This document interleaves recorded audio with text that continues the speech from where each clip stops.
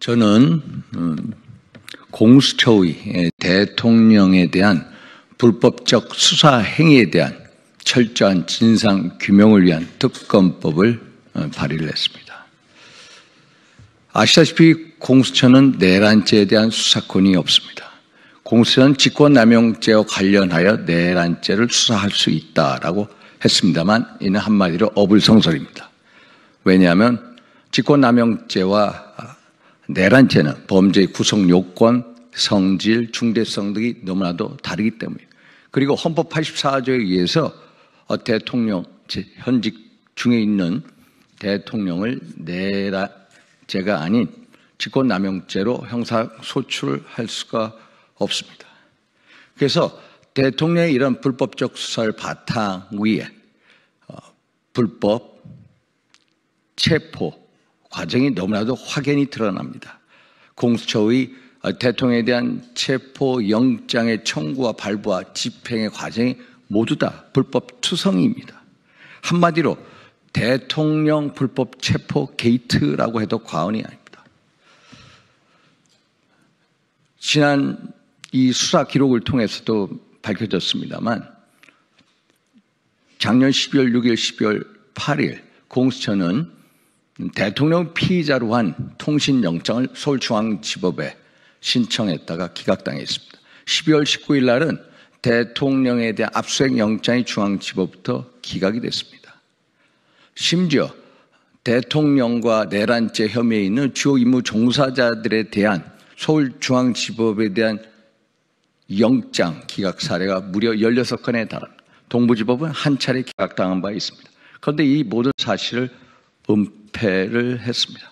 결국 공수처는 서울중앙지법에 대통령 피의자로 한 압수수색 영장, 통신영장이 기각되는 마당에 당연히 체포영장은 기각이 될 거다라는 생각하에 중앙지법이 아닌 서부지법에 드디어 영장 쇼핑에 나가게 되는 겁니다. 결국 특검법이 필요한 이유가 거기에 있습니다. 공수처와 서부지법, 특정 판사하고의 연결고리를 규명하기 위해서는 특검이 필요할 수밖에 없다는 것입니다. 지난 1월 3일 대통령 관저에 대한 1차 체포영장 시도가 있었을 때 그때 영장을 발부한 서부지법의 판사, 이문 부장판사죠. 이순영 부장판사의 영장을 보면은 기상천외한 내용으로 적혀 있습니다. 영장 1면에 쪽지를 붙여서 형사소송법 110조, 111조 적용을 예로 한다. 이는 군사상, 공무상 기미 장소를 수색할 때는 책임자의 승낙을 얻어야 된다는 규정을 무시하라는 겁니다. 이것은 한마디로 법률의 개폐권에 속하는 문제입니다. 이것은 국회나 헌재가 할 수 있는 행위입니다. 그런데 어떻게 판사가 그런 불법적인 체포영장을 발부가 할 수가 있겠습니까? 2차 체포영장 시도 지난 1월 15일 이루어졌습니다. 신한미 부장판사의 영장을 보면은 1차 이순영 부장판사가 썼던 그 내용 삭제됐습니다. 결국 서부지법 스스로 잘못된 체포영장임을 인정한 것입니다. 그런데 1월 15일 2차 체포영장 시도를 할 때 형사소송법 110조, 111조 적용을 예로 한다라는 그 규정이 삭제된 정상적인 영장이면은 당연히 형사소송법 110조, 111조 적용을 받아야 됩니다. 당연히 대통령 관저를 체포영장 시도하려면은 당연히 경호 책임자인 김성훈 당시 경호차장의 승낙을 얻어야 됩니다. 그런데 대통령 경호차장은 이를 불허했습니다. 그런데도 막무가내로 영장을 집행했습니다. 이것은 영장의 집행도 불법이었습니다. 한마디로 체포영장에 대한 청구, 발부, 집행이 전부 불법이 이루어져 있다. 그런데 공수처는 지난 1월 15일 주진우 위원회 서면 질의 답변에서 대통령에 대한 영장을 중앙지법에 청구한 사실이 없다라고 거짓말했습니다. 특히 지난 1월 16일 서울중앙지법도 저희 의원실에 보낸 서면 답변에서 지난 12월 3일 비상계엄 이후에 대통령에 대한 체포, 압수수색, 통신영장 등 영장 일체를 공수처가 청구했다가 기각당한 사실이 있느냐라는 서면 질의에 답변을 회피했습니다. 단 한마디 공수처는 중앙지법에 대통령에 대한 체포영장을 청구한 사실이 없다. 딱 한마디로 조직적 은폐를 했습니다. 결국 공수처, 서부지법, 중앙지법에 이런 실타래 같이 엮여 있는 대한민국의 법치주의를 뒤흔드는 이 불법 게이트, 대통령 체포에 대한 불법 게이트의 진상규명을 위해서는 반드시 특검이 필요할 수밖에 없습니다. 제가 보기에는 일종의 사법 카르텔이 준동한다는 근거이며 대한민국 법치 체계가 무너지고 있다는 사실입니다. 그래서 더 이상 공수처의 정책 중립성, 독립성을 저해하는 행위를 멈추게 하고, 그리고 대한민국 사법체계 신뢰를 확보를 위해서는 반드시 특검이 필요하다. 특히 민주당은 이 공수처에 대한 수사에 대해서 일체 관여한 적이 없다라고 천명하는 것만큼 반드시 민주당도 이에 동의해야만 한다라고 말씀을 드립니다. 두 번째입니다. 지난 3월 7일 서울중앙지법 25부 지기현 부장판사가 대통령에 대한 구속 취소 결정을 내렸습니다. 결정을 내린 이유는 딱 두 가지입니다. 절차적 적법성, 절차적 정의에 어긋났다는 것입니다. 대통령 체포영장 지난 1월 15일 오전 10시 30분경 집행이 됐습니다. 구속기간이 10일인데 이미 1월 26일 오전까지 이미 완료가 된 마당에 1월 26일 오후 7시 정도에 결국 구속된 상태에서 기소가 됐다. 이것이 잘못됐다는 거. 두 번째, 내란죄에 대한 수사권 공수처가 없다는 것입니다. 명확하지 않다는 것. 이는 적법 절차의 원칙, 절차적 부적법성 때문에 구속 취소 결정을 내렸습니다. 결국 이런 적법 절차의 원칙은 그대로 헌재의 사법심판, 소위 말해서 대통령 탄핵 심판 과정에 준용될 수밖에 없습니다. 아시다시피 지난 12월 14일 대통령에 대한 국회에서 탄핵 소추안이 의결됐을 때 내란죄 부분이 무려 80% 차지했습니다. 그런데 국회 탄핵 소추단은 헌재 어느 특정 재판관과 짬짬이게 돼서 내란죄를 삭제했습니다. 그러면 당연히 헌재에서 그 탄핵 소추안을 각할시켜서 다시 국회를 보내서 재의결 절차를 거쳐야 됩니다. 그러면은 전혀 다른 결과가 나왔을 겁니다. 안철수 의원 같은 경우에 내란죄가 삭제한 탄핵 소추안 당연히 반대했을 거다라고 천명하고 있습니다. 그래서 절차적인 흠결이 이 처음 단계부터 시작이 됐고, 특히 헌법재판소는 헌법재판소법 24조, 32조, 40조, 그리고 51조 등을 위반했습니다. 대표적으로 헌재법 32조에 의하면 헌재는 수사 중 재판 중의 사건에 대한 자료 요구를 할 수 없다라고 되어 있습니다. 그런데 국회 탄핵 소추단이 주요 임무 종사자들에 대한 이 수사기관의 어떤 진술서 등 자료에 대한 송부 촉탁 요구를 들어줬습니다. 이것은 헌재법 32조를 헌재 스스로 위반한 사례.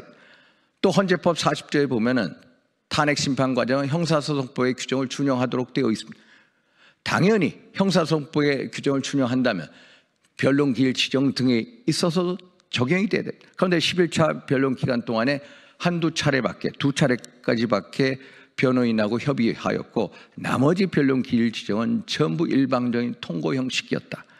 특히 2020년 개정된 형사소송법에 의하면 증인들이 수사기관에서 진술한 진술서에 동의를 못한 경우 당연히 재판 과정에서는 증거 능력을 상실하게끔 되어 있습니다. 그런데 이와 반대로 헌재는 주 임무 종사자 등이 헌재에서 자기의 진술서, 수사기관의 진술서를 동의를 못하는 과정임에도 불구하고 헌재법 40조를 스스로 위반하면서까지 증거 능력을 인정하였습니다. 이런 식으로 헌재가 헌재법을 스스로 위반한 사례가 10차례가 넘는다고 합니다.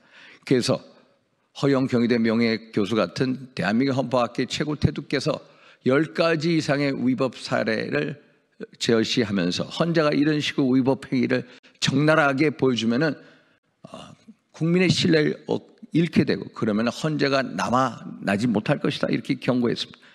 결국 결론 내겠습니다. 적법 절차의 원칙, 절차적 정당성은 양쪽 형사재판이나 탄핵심판 과정 모두에 적용될 수밖에 없습니다. 절차적 흠결, 절차적 불공정한 결과의 정당성을 담보할 수가 없습니다. 그래서 결국 이렇게 절차적 불공정, 불법 그리고 정치 편향으로 점철된 대통령 탄핵 심판 과정은 당연히 적법 절차의 원칙과 절차적 정당성의 원칙에 따라서 각하될 수밖에 없다라는 말씀을 드립니다. 그래서 헌재 재판관 8분께서 한번 귀담아 드려주시기 바랍니다. 이상입니다. 사실 공수처의 대통령에 대한 불법성 수사 행위 철저한 진상 규명을 해야 합니다. 공수처 특검법이 필요한 이유입니다. 제가 좀 전에 말씀드렸습니다만은 내란죄에 대한 수사권 이 자체부터 문제가 되고요. 여기는 온통 대통령을 체포하는 게 목적인 듯이 보인다. 한마디로 대통령 불법 체포 게이트다 말씀드립니다. 영장의 청구, 발부, 집행이 불법의 연속이었다. 그래서 이것은 반드시 대한민국의 법치주의 수호를 위해서 특히 법원 내 아니면 수사기관 내 특정 카르텔이 작용하고 있다는 국민적 의혹을 불신시키고 의혹을 해소하기 위해서라도 반드시 철저한 진상규명이 필요하다는 말씀을 드립니다. 아까 말씀드린다시피 체포영장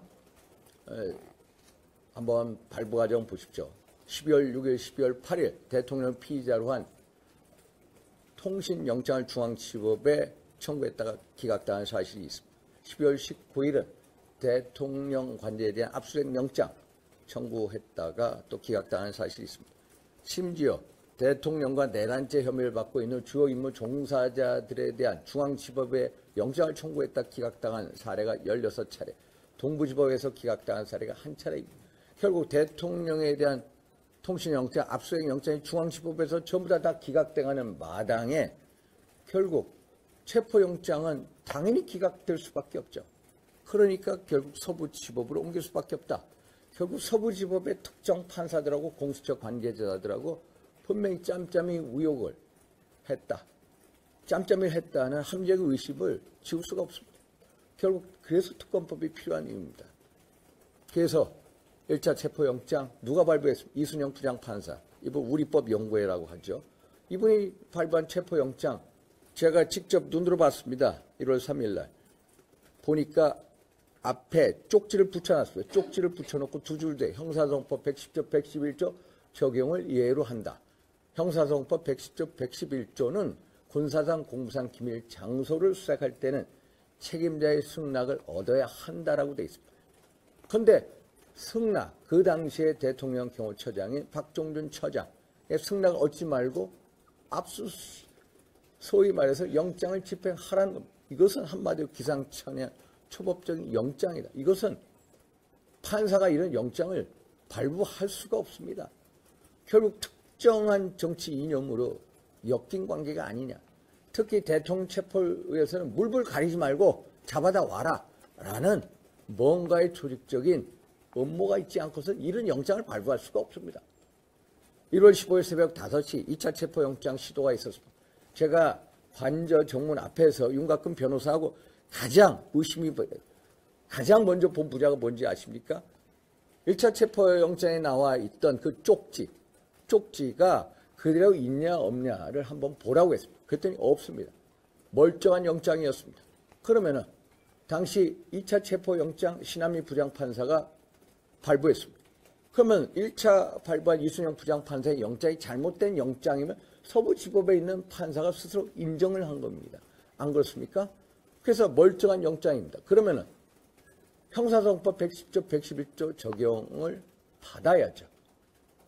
결국 그 당시에 관저 최고 책임자인 김성훈 경호차장이 공개적으로 송진호 변호사를 통해서 입장문을 낭독을 했습니다.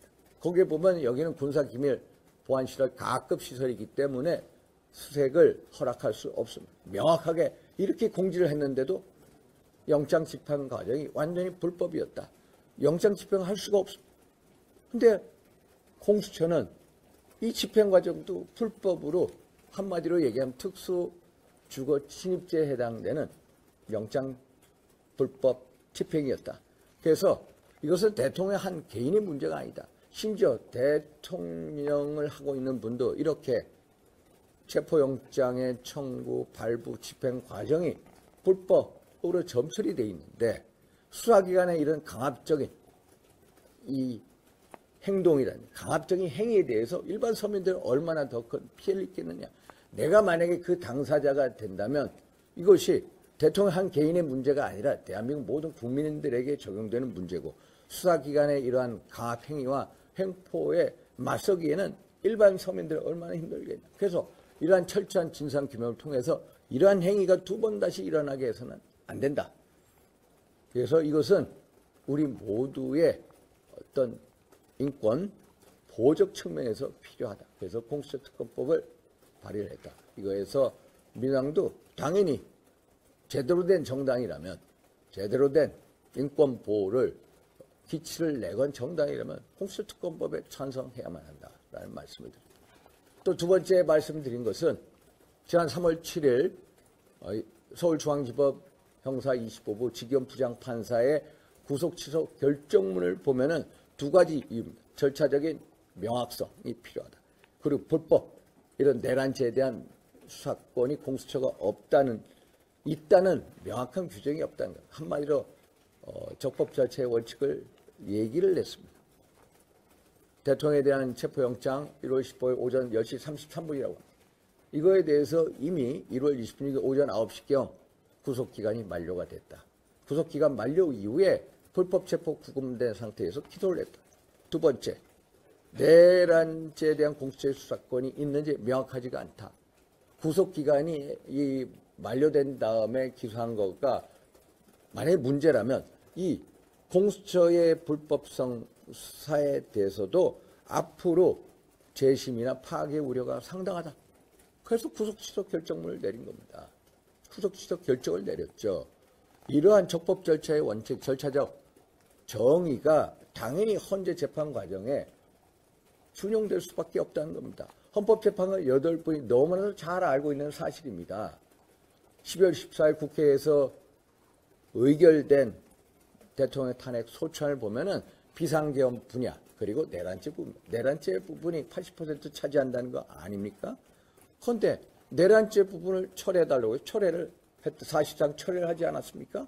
그러면 당시 헌법재판소는 국회 탄핵 소추단, 민당 주도의 탄핵 소추단이 내란죄 부분을 삭제해달라라는 요구를 받아들인 게 아니라 그 요구를 받고 당연히 탄핵 소추안을 각하시켜서 국회로 보내서 재의결 절차를 거쳐야 됩니다.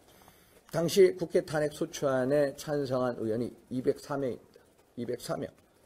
안철수 의원 같은 경우에 이런 식의 탄핵 소추안이 변경이 됐다라면 탄핵 소추 사유의 동일성 원칙에 따라서 본인은 이 탄핵 소추안을 인정을 못하고 그러한 내란죄가 빠진 국회 탄핵 소추안은 당연히 반대할 것이다라고 했습니다.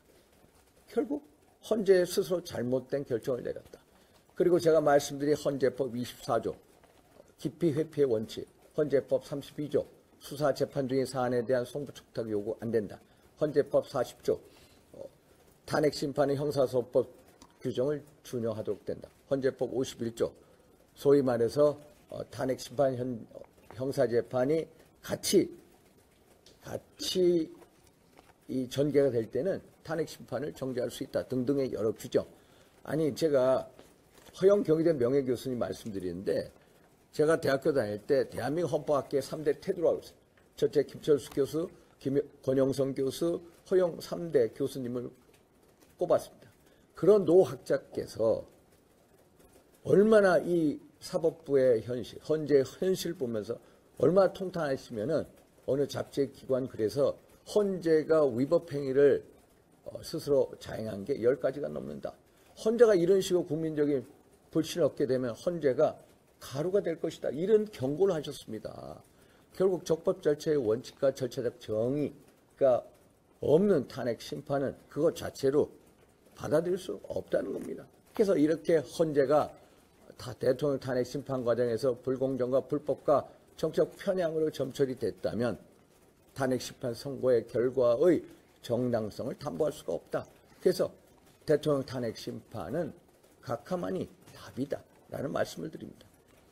그것이 헌재가 땅으로 떨어진 국민적 불신임을 그나마 사법 신뢰로 회복할 수 있는 길이고 또 하나 대한민국의 법치주의, 사법체계를 다시 확립할 수 있는 길이고, 또 하나 적어도 민주당의 입법 독재에 대해서 견제할 수 있는 유일한 길이 대통령 탄핵 심판, 탄핵 청구안에 대한 각하가 답이다라는 의미에서 제가